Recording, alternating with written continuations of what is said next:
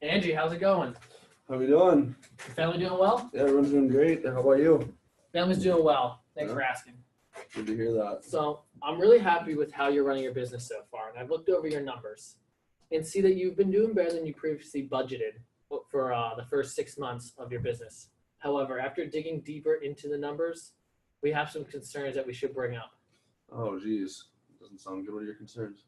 So first, I'm concerned your goals might not be as attainable as you might think. You've grown significantly from the start of your business venture. It says here that your target income after the first year is $4,000 a month. Unfortunately, this is not a realistic goal for your company as of now. All right. Well, given all that information, what do you think we should do next?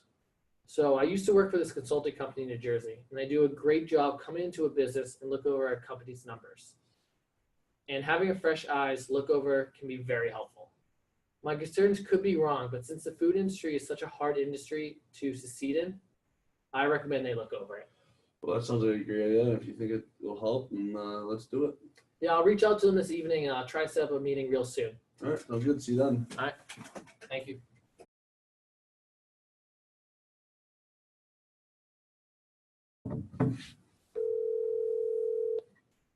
Hello, Matt, how's it going? It's John McDonough. John McDonough. It's been a long time. Everything's going well. Just been busy at work. How's everything going with you? I can't complain. Still playing hockey on the weekends. Wish you could join me though. And if you're up to it, I may have a way we could play again. Oh, really? How's that? So I know you said you're busy at work and all, but I've been working with a new client whose work focuses on the food industry. And I've been running their numbers and a concern has come up, and I wouldn't mind having a second pair of eyes look over it. If it's not too much to ask, I was wondering if you and Colin would be able to come up to my office with us and meet. Oh, we would love to do that. Anything for a friend, you know that. I'll bring my skates too. We can hit the ice. Oh, thank you so much. Looking forward to seeing you. Same to you. Bye. Bye. We should pretend that we're talking. So. Guys, glad you made it. How's it going? Angie, I'd like to meet my old business partners. This is Matt. Matt, nice to meet you. Angie. See you guys. This is Colin. Colin, how's it going? How you doing, Colin?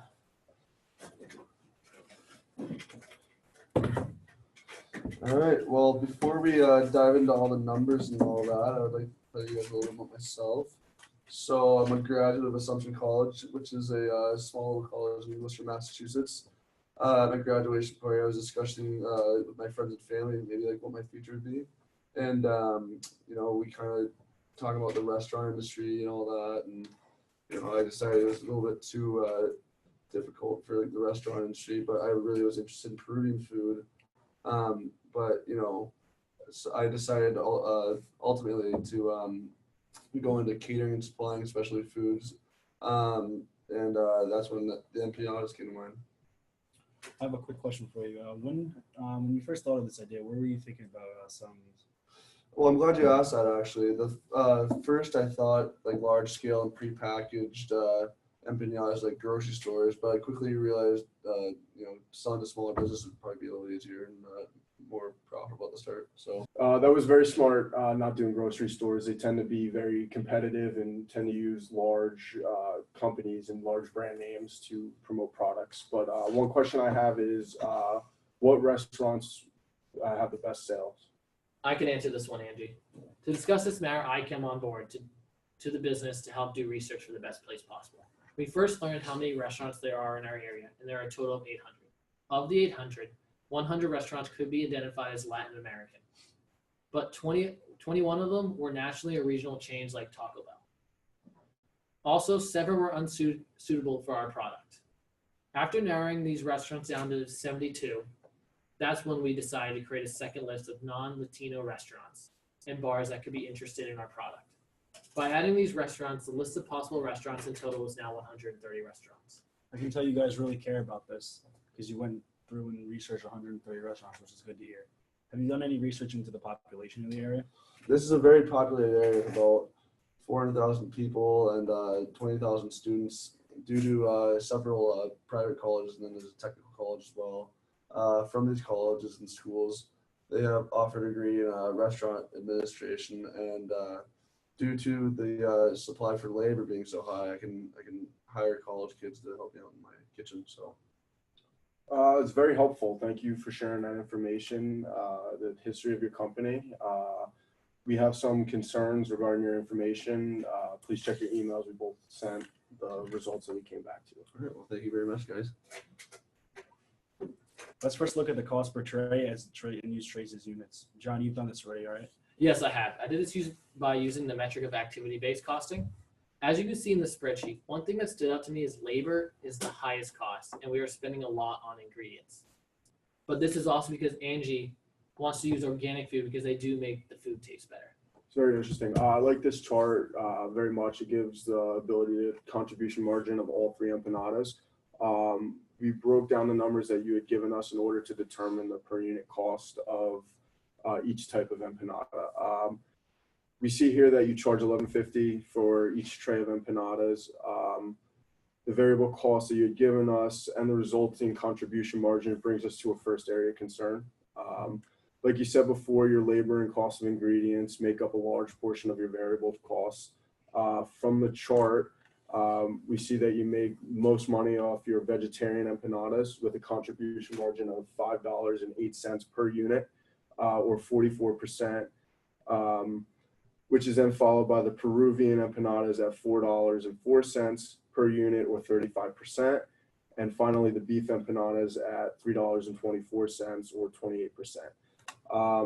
In order to increase your overall profit of $4,000 per month, we recommend increasing your prices for the chicken and beef empanadas to increase your contribution margin per unit. Peruvian and Argentinian make up the largest part of your sales, and by increasing those prices, you can better offset the higher costs associated with making that product.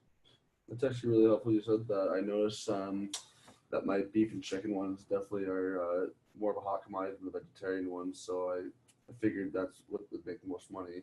When I look at my budget and actual results, I realize that I'm doing better than I planned, or at least I thought. But after talking to John, he brought up some concerns, which I didn't even realize. So Yeah, so I can take over from there. So I broke down your numbers and performed a break-even analysis and also a target income analysis.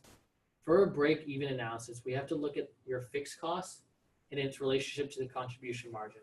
Your actual results, that your total fixed costs come out to be $1,450 a month, or $17,400 annually. Using the contribution margin, we determine your weighted average contribution margin is $4.57 per unit. So Angie, in order to simply break even this year, you will need to have to reach a total sales of $48,333, or $24,167 at the halfway point. For your actual results, you have come extremely close to reaching this halfway goal and seem to be on track for the year. I start to become worried given your target income of $4,000 a month, $48,000 for the year. By adding this to your fixed costs and dividing by the contribution margin percentage, we said in order to cover your costs and reach your target income, you must reach sales revenues of $181,667 for the year, or $90,833 at the 6-month mark. From your result, we see that you are far from this goal. recently, I've offered a special order to produce a total of 50 empanadas. I was wondering what should I sell the empanadas at, and because I want to benefit both parties, so I don't want anybody to leave unsatisfied from the deal. So what do you guys think? All right, well, we recommend that, me and Colin talked about this before, but maybe lowering the price to $10.50 per unit. It would both be beneficial for you and also that client.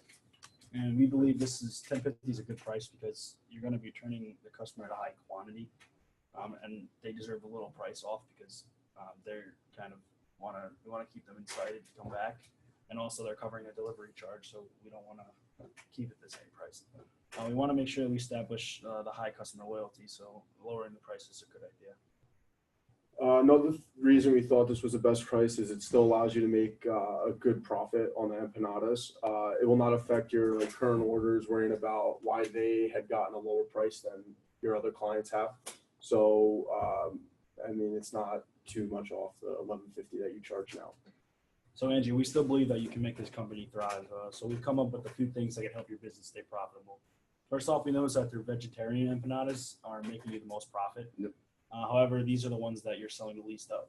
So we want to kind of increase that. So one way we think would work would be advertising your vegetarian empanadas in different areas. One of these areas could be like Whole Food grocery stores where a lot of vegetarians like to shop, and also restaurants where they would eat. We also noticed that although you sell a lot of chicken and beef empanadas, the high price of these ingredients is costing you money. There are two ways that we think that you could fix this. One of them is buying cheaper ingredients, but we know that you like the high price because you want to keep the quality better. So we've kind of ruled this one out in that case. The other option is to raise the prices of these two trays. This would allow you to still use the high quality of ingredients, but it will increase your profits on these two, on the chicken and beef empanadas.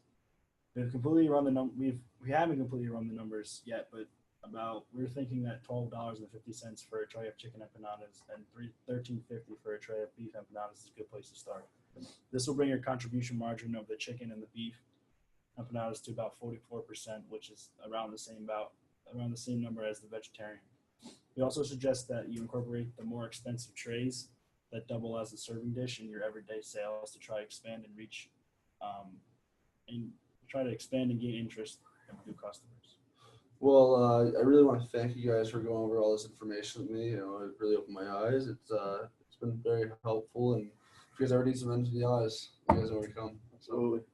Thank Thank you, guys. All right, thank you for coming. Really appreciate it. Thank you. Thanks, guys. Thank you. Safe drive back. Thank you. All right.